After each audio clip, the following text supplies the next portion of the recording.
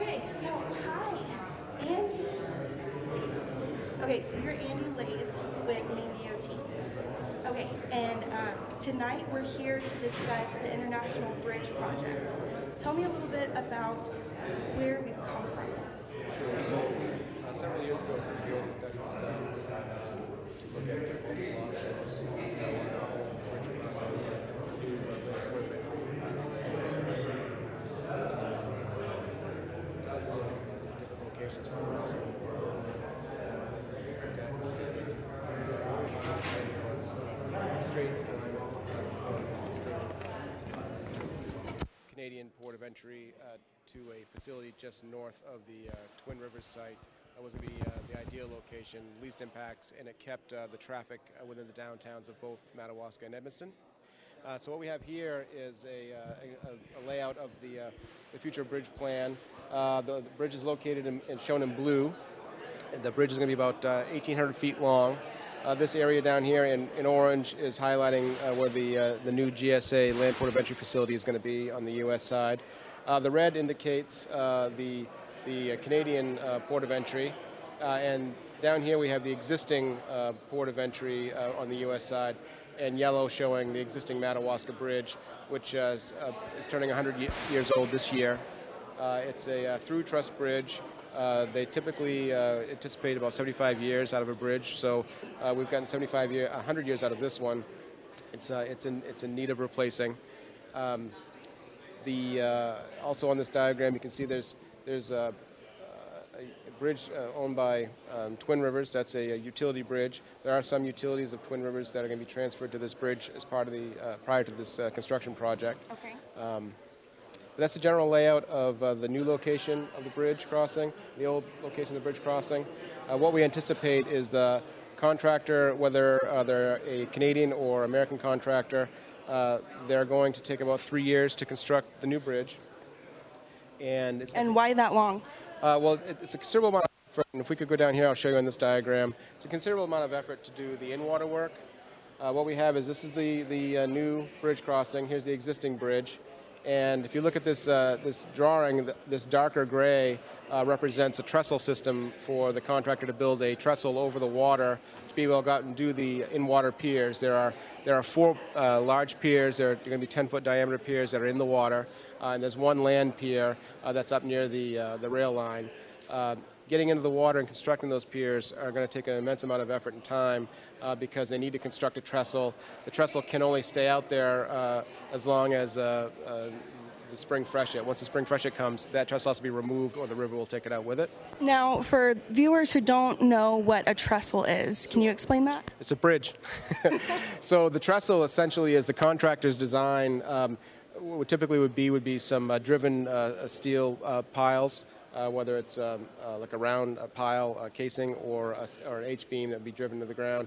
And then they'll put either a wooden or steel structure over the tops of those piles just to give themselves access for cranes and equipment to get out, to be able to build this out in the water. So they can't just take their equipment and be out in the wet, out into the river itself. They need to be above it in order to do their work. So it'll be at least 2 construction seasons, 2 summers, where they will have to put a trestle in the water, remove it before the spring freshet, and then do it again the following season. So we anticipate that's going to take quite a bit of time. That's why the bridge is going to take upwards of 3 years to complete. It'll take a year to remove the existing Madawaska Bridge. Again, they have to construct trestles to get out to that. And there's also a bit of a tie-in here. If you can see the existing bridge and where it meets the port of entry in Edmundston, they kind of overlap a little bit. And so what we plan to do is, while this bridge is being constructed, traffic will be maintained on the existing Madawaska-Edmundston crossing. Once this bridge is complete, traffic will be moved over, and this bridge will be demolished, but there'll still need to be a tie-in. So we look back at this diagram here, if I could. It shows 4 girdle lines. In the instance of that last span in Edmundston, this last beam can't be put in place until this old bridge is gone and the abutments are completed. So there will be a bit of time in the 3rd season where it'll be necked down to a little bit of a tighter constraint on the Edmundston side. There'll still be pedestrian access and there'll still be an ability for trucks to get through. Just be a little bit narrower until the bridge is removed and the final span is completed in that 4th year. Now, the typical bridge section is going to be 2 12-foot lanes and 6-foot shoulders, which is a much wider shoulder than we would normally put on a bridge. And why is that? Normally we put about a 5-foot shoulder, but we recognize that there may be future interest in multi-use on the bridge, and we've provided 6 feet for a sidewalk, a raised sidewalk for pedestrian access. Okay, so you left ample space in the event of a recreational possibility? It's being designed as a wide shoulder now, not only for snow removal and snow collection, but there may be future opportunities if there's trails that are connected to the existing bridge. But it's not specifically being designed as a multi-use trail at this time.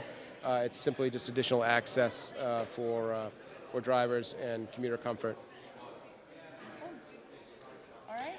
Any other questions? Well, what is the immediate next step? I know you were talking earlier about engineers. Right. So we've currently completed our preliminary design work, and we've gotten to a milestone which we call Plan Impacts Complete. What that milestone means is that we know where all of the final impacts are going to be, where all the toes of slope, where all of the potential impacts to private and municipal properties will be. And once we've reached that milestone, that kind of starts a right-of-way process and an environmental permitting process. And that's the point where we're at now. We're just starting to enter final design. So we're anticipating by June of this year, we'll have about a 60% design set of what the final project will look like. And in and around October of this year, we'll be around a 99% design set in the intent of advertising in late November of 2020.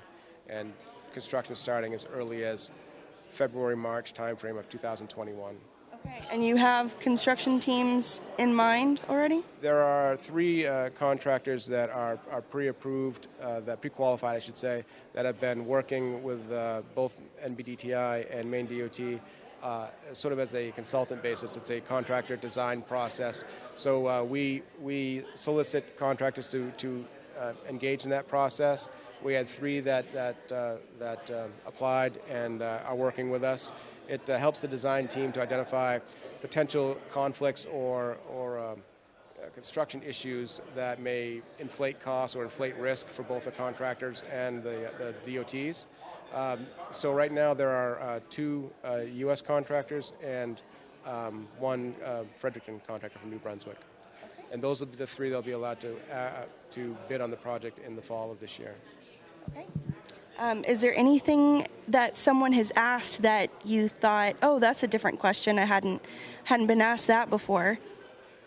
I think some of the ones that have come out to us are security issues, whether it's security fencing on the bridge itself. We didn't initially consider things like, could people drop stuff off the side of the bridge for pickup over the rail yards, or snow accumulation on the rail yards. Things of that nature that are more security-based that we don't find in a typical bridge because it's an international crossing. Right. Now, back to security. I know why we're not discussing the land port of entry, but if you could just kind of tell our viewers and our readers why we're not talking about the land port of entry tonight. GSA is only in their preliminary design for their port facility, and right now the Department of Transportation and NBDTI, the basis of knowledge that we have is really where the inspection lanes are. We don't know any more beyond that footprint. So what we've shown in our drawings here, it kind of shades out. We know that there are inspection stations here, and we have an idea of where they want vehicle flow to come from and travel to, but beyond that, we're not privy to their design at this stage. Okay, awesome. All right, well, thank you so much for your time. All right, thank you.